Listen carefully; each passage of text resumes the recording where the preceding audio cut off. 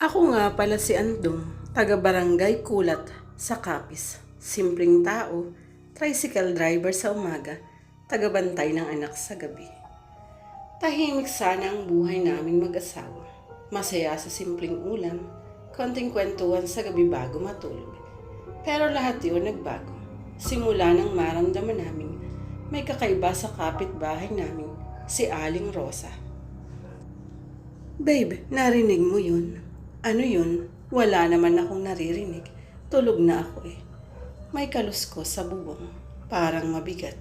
Parang hayo pero mas malaki. Ulit-ulit na ganito ang gabi namin. Parang may dumadaan sa bubong. Parang may kung anong nilalang na nagmamasid. Pero tuwing bubuksan ko ang ilaw sa labas, wala. Tahimik. Parang wala naman.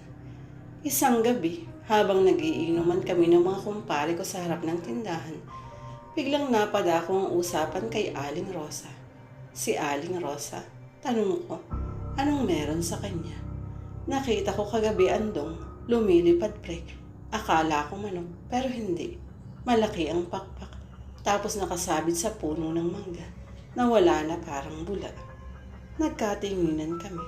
Natawa yung isa naming kasama. Loko-loko talaga pare, may tama ka na. Hindi ako lasing Andong. Totoo ito. Simula nang dumating si Rosa dito sa barangay, kung ano-ano na ang nangyari. Tama, mula nang tumira si Aling Rosa sa kabila ng bahay namin, sunod-sunod ang nawawalang mga manok. May alagang baboy si Mang Rene. Nagkakasakit at namamatay kinabukasan. May nakita ring patak ng dugo sa puno ng saging. At minsan may umiiyak na parang sanggol sa likod ng bahay.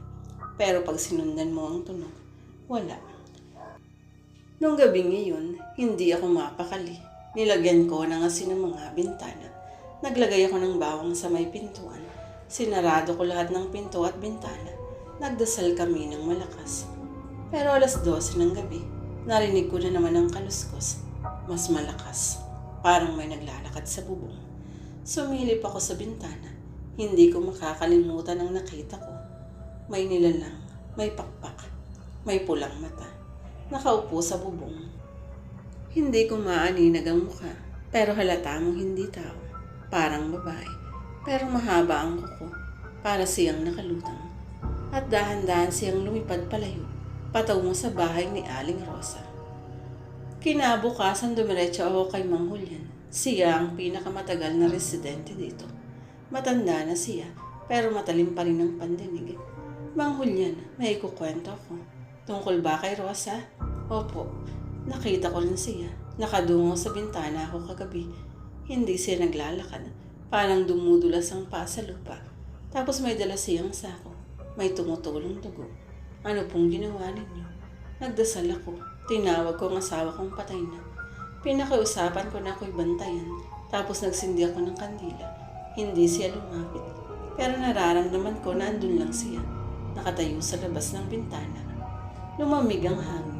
Kinilabutan ako sa buong katawan. Gusto ko sanang lumapit sa bahay ni Aling Rosa pero kinabahan ako. Lalo na nung makita ko ang pusa naming isiitim. Nakatingin sa bintana ng bahay niya. Naglalaway. Nakataas ang balahibo. Tapos biglang tumakbo palayo. Hindi na bumalik ang pusa ko. Kinabukasan, pinuntahan ko ang albularyo sa kabilang barangay. Kilala ko yang si Rosa. Matagal na yan sa Mindora. Pinalayas yun doon dahil sa mga bulong-bulungan. Maraming hayop ang nawawala sa lugar nila noon. Ano pong dapat gawin? Maglagay kayo ng langis na bay dahon ng saging sa bintana. Ihalo sa dasal. Magbaon ng buntot pagi. Huwag kayong alis ng bahay paggabi. At kung makikita niyo siyang nakadungo una sa bubong, huwag niyo siyang tititigan sa mata. Ginawa namin lahat ng yun, pati mga kapitbahay. Nagtulong-tulong na rin. Sa gabi halos walang lumalabas. Tahimik, tila nakikiramdam ang buong barangay. Isang gabi habang natutulog kami, bigla na lang akong ginising ng iyak ng anak kong si Lilia. Tatay, may nakadungo. Agad akong tumayo. Kinuha ko ang kutsilyo at bumaba. At sa bintana nakita ko siya, si Aling Rosa. Pero hindi na siya si Aling Rosa. Ang mga mata niya pula. Ang bibig niya may mahaba at matulis na dila. Nakalutang siya sa hangin. Hindi siya tumatapak. Hindi siya nagsasalita. Nakatitig lang sa akin. Hindi ko siya tiningnan sa mata. Binuksan ko ang bote ng langis. Ibinuhos sa may bintana. Umusok ito at nagkaroon ng masangsang na amoy. Nagsisigaw siya. Hindi tao ang sigaw niya. Parang hayop. Parang halo ng baboy at paniki. Tapos bigla siyang nawala sa dilim. Nagdesisyon ng barangay. Kinaumagahan, pinuntahan si Aling Rosa. Pero ang bahay niya, wala ng tao. Bukas ang pinto, pero parang hindi tinirahan. Maraming damo sa loob, balahibo, tuyong dugo sa sahig. Walang gamit, wala siyang bakas. Saan siya nagpunta? Hindi namin alam. Walang nakakita kung paano umalis si Aling Rosa. Walang nakakita kung may tumulong sa kanya. Bigla na lang siyang nawala. Pagkalipas ng ilang araw, nagsimula ulit maging tahimik ang gabi. Wala nang nawawalang hayop. Wala nang umiiyak na parang sanggol. Wala na rin kalusko sa bubong. Bumalik ang normal sa aming lugar. Pero tuwing gabi, bago kami matulog, tinitiyak kong sarado ang lahat ng bintana. May asin pa rin sa gilid ng pintuan. May bawang pa rin sa sulok. Sa tuwing maririnig ko ang hangin na humahampas sa bubong, hindi ko maiwasang maalala ang pulang mata, ang pakpak, ang matulis na dila. Si Aling Rosa. May bakala mo bababalik pa siya? Hindi ko alam. Pero kung bumalik na siya, handa na tayo. Tatay. O anak, bakit? Kanina po, may babaeng matanda sa labas. Tinitingnan po ako. Tapos lumipad. Nanlaki ang mata ko. Kailan? Ngayon lang po, tatay. Lumabas ako agad. Wala na namang tao. Pero sa may puno ng mangga, may isang patak ng dugo.